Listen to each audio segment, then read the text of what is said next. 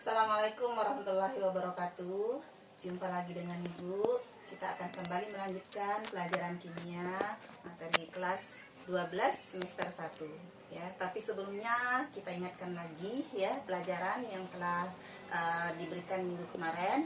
Jadi gimana, sudah bisa menentukan penyetelan samaan reaksi redoks? Ingat ya, penyetelan samaan reaksi redoks ada dua metode, metode Bilox dan metode ion elektron atau metode setengah reaksi. Cara mana yang kalian sukai? Tidak boleh memilih mau salah satu saja ya, pokoknya dua-duanya harus dikuasai ya, walaupun mungkin lebih cenderung ke misalkan lebih suka metode Bilox atau lebih suka metode ion elektron. Tapi dalam menyelesaikan soal, apalagi soal-soal dalam bentuk uraian, esai, itu harus disesuaikan dengan perintahnya ya.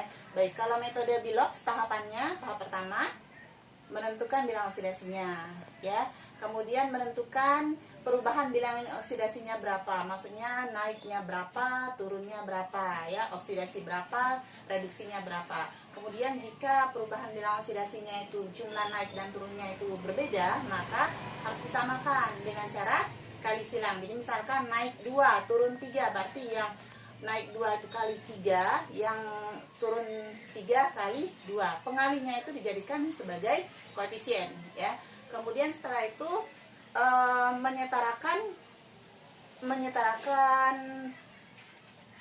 muatan disetarakan dengan cara menambahkan ion H+ kalau dalam suasana asam dan OH- kalau dia dalam suasana basa. Setelah itu tahapan terakhir itu menyetarakan jumlah oksigen dengan cara menambahkan molekul H2O ya. Itu metode Bilox. Kalau metode ion elektron atau setengah reaksi, tahapan pertama itu sama, yaitu menentukan bilangan oksidasinya berapa ya. Setelah tahu unsur mana yang mengalami kenaikan dan unsur mana yang mengalami penurunan bilangan oksidasi, reaksinya itu dipecah. Reaksi reduksinya apa, reaksi reduksinya apa. Jadi makanya disebut dengan setengah reaksi ya, setengah reaksi reduksi dan setengah reaksi oksidasi. Setelah itu masing-masing reaksi reduksi dan oksidasi tadi baru disetarakan dengan tahapan yang pertama, langsung menyetarakan jumlah oksigen ya. Kalau tadi kan menyetarakan jumlah oksigen dengan cara menambahkan H2O itu di tahapan terakhir, kalau ini di tahapan awal. Jadi setelah terpisah oksidasi reduksi, langsung menyetarakan jumlah oksigen dengan cara menambahkan molekul H2O. Kemudian setelah itu menyetarakan muatan dengan cara menyetarakan H+ dulu. Menyetarakan H dengan cara menambahkan H+ atau OH- ya, sesuai dengan soal. Baru menyetarakan jumlah muatannya ya, menyetarakan jumlah muatan dengan cara menambahkan elektron. Makanya juga disebut sebagai metode ion elektron.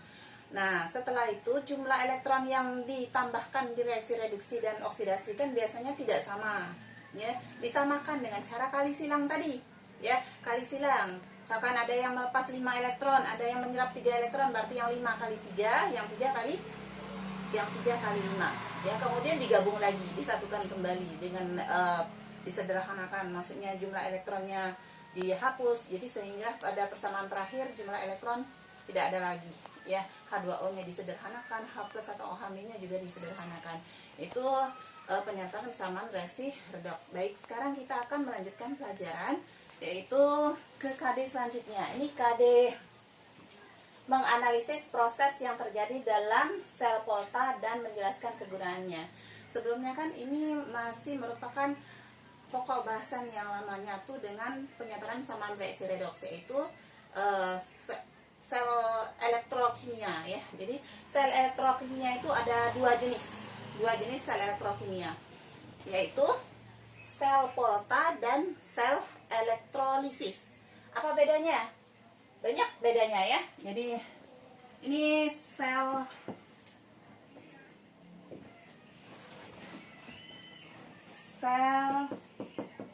elektrokimia. Tadi ada dua kan? Sel Volta dan sel elektrolisis ya. Kali ini kita akan mempelajari sel Voltanya saja, yang pastinya berkebalikan dengan sel elektrolisis. Apa bedanya? Kalau sel Volta itu adalah sel elektrokimia yang menghasilkan listrik, ya. Jadi dari zat-zat kimia yang bereaksi, zat kimia yang bereaksi tadi dia akan menghasilkan listrik, ya. Apakah setiap zat kimia yang digabung atau ditambahkan itu bisa bereaksi? Belum tentu, ya. Jadi misalkan yang ini, misalkan ini ada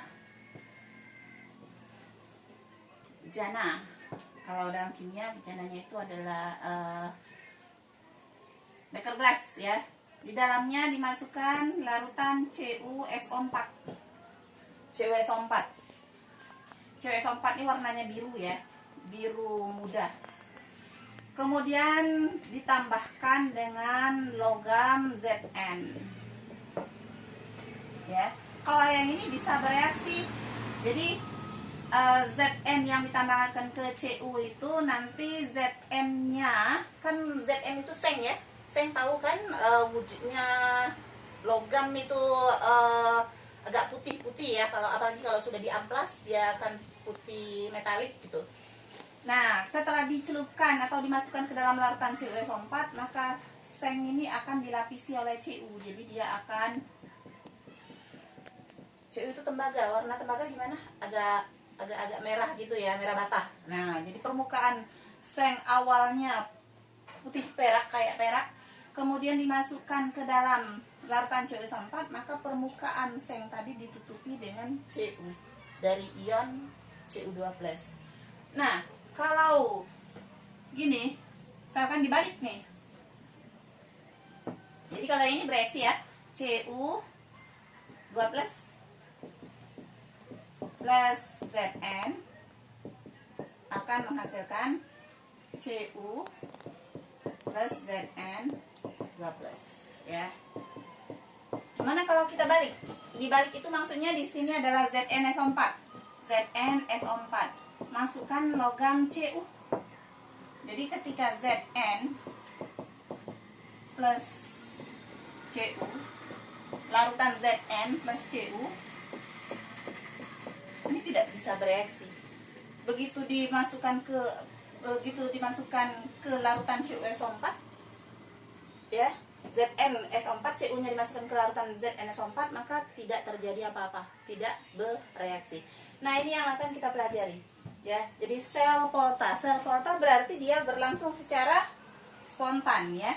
Jadi dari ini bisa berlangsung secara spontan, artinya begitu dimasukkan langsung bereaksi tanpa ada harus dialirkan oleh energi listrik dulu.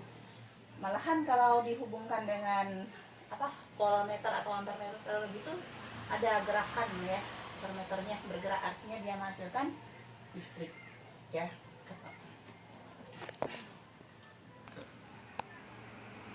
Baik, kita lanjutkan. Kenapa sel tadi disebut dengan sel Volta? Ya, jadi ada suatu reaksi yang sudah digambarkan tadi, ya, dimana Zn, ya, larutan Zn2+ plus Cu, ya, plus Cu Zn balik, ya, Zn plus Cu2+ menjadi Zn2+ plus Cu ini bisa terjadi, ya. Beda dengan kalau reaksinya dibalik. Ini karena sesuai dengan posisi logam-logam aktif ini pada deret Volta, ya. Jadi kalian akan mengenal deret Volta. Dari tadi nyebut Volta, sel Volta, deret Volta. Kenapa ada kata Voltanya? Ya biasalah, kalau sains itu berkembang karena ada penemuan. Siapa yang menemukannya? Si Volta ini. Nama belakangnya deh Volta, di buku ada, ya, nama depannya, pokoknya dikenal dengan sel Volta atau sel Galvani. Dua-duanya itu adalah penemunya. Baik, deret Volta sekarang. Deret Volta, deret logam-logam berdasarkan data N0 potensial reduksi selnya, ya, potensial reduksi selnya. Ini harus dihafalkan. Nih, kalau sulit menghafalkan bisa dibuat kalimat yang menarik ya. Misalkan apa nih? Lihat. Sambil mendengar ya apa yang bilang. Lihat. Kalau Baginda Sri Kaisar nanti ya meninggal. Keimpah ya. Meninggal. Alamana zaman kerajaan feodal ya. Ini lanjutannya ya. Ini bawah sini lanjutan dari FI.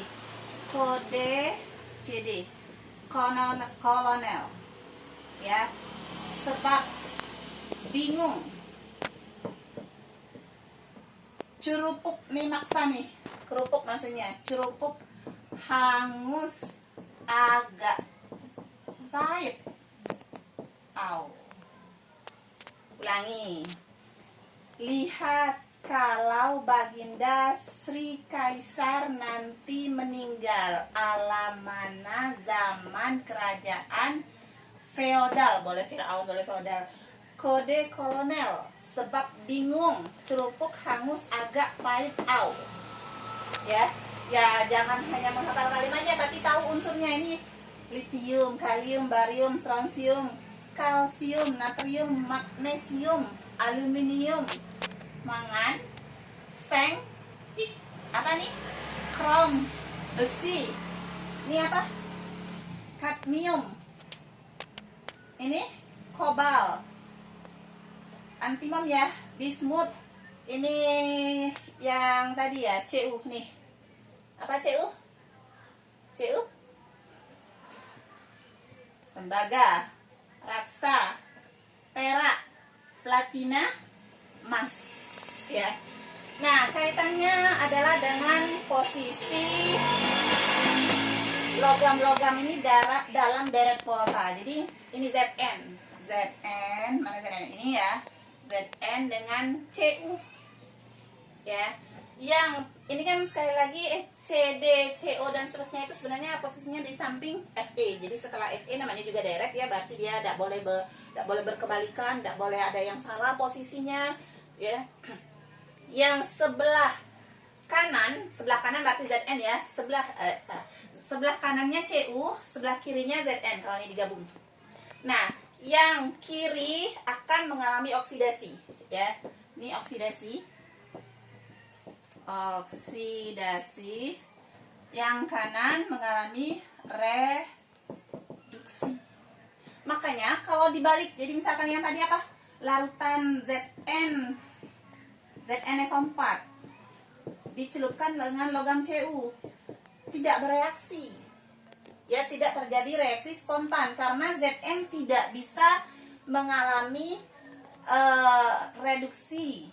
Ya, jadi Zn tidak bisa terreduksi oleh Cu. Ya, makanya tidak bisa tidak teramati reaksinya apa. Jadi ini reaksi sel volta salah satu nih. Ada notasi sel ya. Notasi sel. Notasi sel ini digambarkan dengan reaksi oksidasi dulu. Oksidasi, ini jembatan garam ya sebenarnya, baru reduksi. Perhatikan reaksi ini yang mengalami oksidasi unsur apa? Zn. Jadi Zn tanda panahnya dilambangkan dengan satu garis kayak apa ya kalau dalam sama matematika tuh nilai mutlak ya. Nah, Zn menghasilkan Zn 12. Ini setengah sel oksidasi, setengah reaksi oksidasi. Kemudian reaksi reduksinya apa? Apa yang mengalami reduksi? Cu. Cu 12 terreduksi menjadi Cu. Ini adalah notasi selnya. Ya. Nah. Baik. Kenapa nih sel volta ini dibahas secara khusus? Apa kaitannya dengan kehidupan sehari-hari? Banyak ya. Sel volta dalam kehidupan sehari-hari itu ada baterai. Baterai itu kan banyak macam. Ada baterai HP, baterai jam, baterai remote, ya, baterai yang bisa digunakan untuk main apa tuh, ya. Terus aki juga, itu adalah sel volta, ya. Ada sel volta primer, ada sel volta sekunder. Apa bedanya? Yang primer sekali pakai, habis tidak bisa diulangi lagi, maksudnya tidak bisa diisi ulang lagi. Sel volta sekunder bisa diulangi, bisa diisi ulang kembali. Jadi misalkan baterai HP, berarti dia sel volta yang sekunder. Tapi kalau baterai jam, baterai yang ada mereknya, ya, sel galvanik, itu adalah sel volta sekunder, sekali pakai. Yang primer yang sekali pakai, yang sekunder bisa diisi kembali, ya. Baik, sampai di sini dulu. Kita akan lanjutkan dengan pelajaran yang akan datang di waktu pertemuan yang akan datang, ya. Demikian, wassalamualaikum warahmatullahi wabarakatuh.